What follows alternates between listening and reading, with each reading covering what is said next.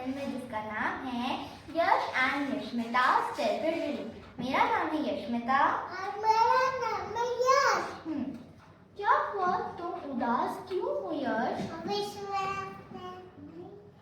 क्यों नहीं है? क्योंकि वो बदल चुका है, उसको मैंने पसंद किया था। ऐसा नहीं है, चलो ठीक है, मैं तुम्हें कहानी सुनाती हूँ। रही है एक सुंदर सी स्टोरी जिसका नाम है बदलते मौसम पक्के दोस्त। इस कहानी के 3 पात्र हैं। आर्यन जो एक शहर में रहने वाला लड़का है, दादी जी जो जीवन का पाठ सिखाती है, और कबीर आर्यन के गांव का पुराना दोस्त। हर साल आर्यन गर्मियों की छुट्टियों में दादा दादी के गांव जाता था। वहां उसका सबसे अच्छा दोस्त आर्यन रहता था। दोनों दिन भर खेतों में दौड़ते, पुराने बरगद के पेड़ पर चढ़ते और तालाब के पास कागज के बने नावें चलाते थे। आर्यन के लिए गांव का मतलब ही कबीर के साथ मस्ती था। 2 साल बाद जब आर्यन फिर से गांव पहुंचा तो वह दौड़कर कबीर के घर गया। उसे लगा कबीर वैसे ही गले मिलेगा और खेलने चलेगा, लेकिन कबीर अब बदल चुका था। उसने आर्यन से नमस्ते तो किया, पर वह अब मोबाइल पर कोडिंग सीखने और बड़े बच्चों के साथ लाइब्रेरी जाने में व्यस्त था।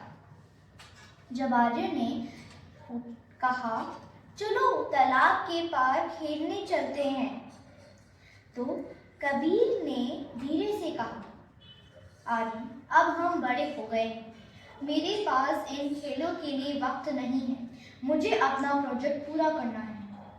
अच्छा, वो रोने लग गया? नहीं, वह उदास हो गया था। आर्यन बहुत उदास होकर घर लौटा। उसने दादी से कहा, दादी दादी कबीर बदल गया है, उसे मेरी दोस्ती की जरूरत नहीं।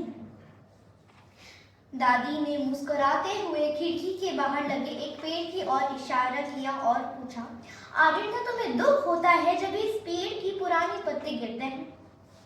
आर्यन ने कहा, नहीं दादी, क्योंकि मुझे पता है नए पत्ते आने के लिए पुराने पत्तों का गिरना जरूरी है। दादी ने समझाया, ठीक वैसे ही इंसान भी समय के साथ बदलता है। कबीर बुरा तो नहीं हुआ, वह बस बढ़ रहा है। जैसे मौसम बदलता है वैसे ही लोगों की रुचियां भी बदलती हैं। पुरानी यादों को सहज करके रखो, कबीर के नए रूप को स्वीकार करो। दीदी, सहज क्या होता है? सहज का मतलब संभाल कर रखना। तो यश, इस कहानी से आर्यन को बात समझ आ गई। उसने कबीर से नाराज होने के बजाय उसके नए प्रोजेक्ट में दिलचस्पी दिखाई।